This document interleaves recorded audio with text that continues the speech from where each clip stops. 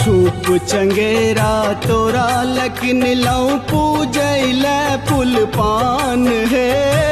कार्तिक मास में है छठी मैया ए बई मिथिला गाम है।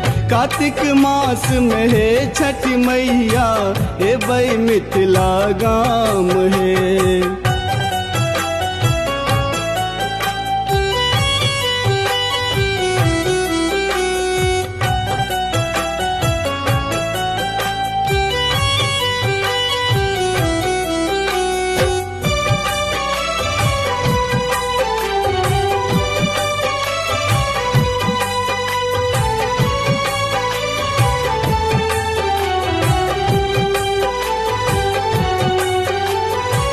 पूरा ढाकन हाथी सरबा अनलौ कुम्हरा दुकान सा।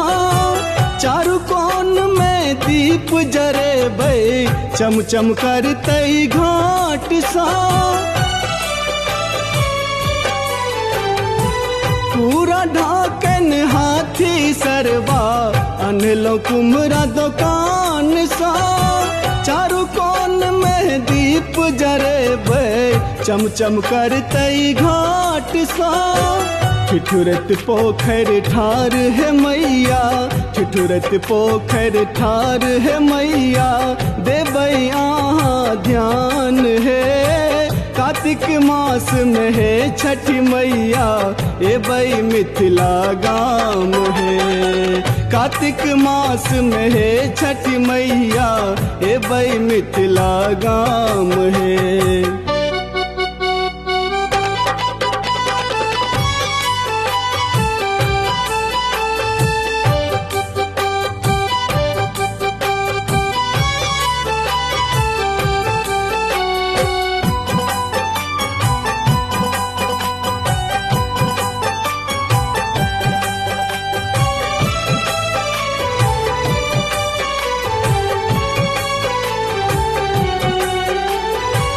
देखी पोखर महार गे मैया उमरल भीर अपार छो। कतो बजै छौ ढोलक पिपही, कतो गीतक बहार छो। देखी पोखर महार गे मैया उमरल भीर अपार छो। कतो बजै छौ ढोलक पिपही, कतो गीतक बहार छो। छैठक रात में पोखर के बीच, छैठक रात में पोखर के बीच सज रहल छै चान है। कार्तिक मास में है छठी मैया ए बई मिथिला गाम है।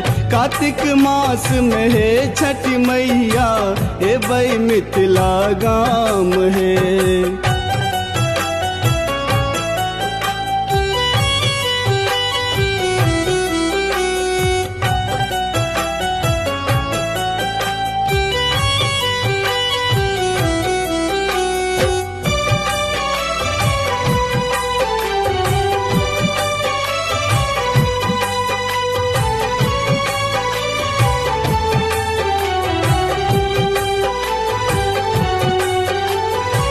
मिथिला के ई व्रत बर भारी, व्रतक महिमा महान है। निष्ठा भाव सा सब नर नारी, केलक व्रतक अनुष्ठान है।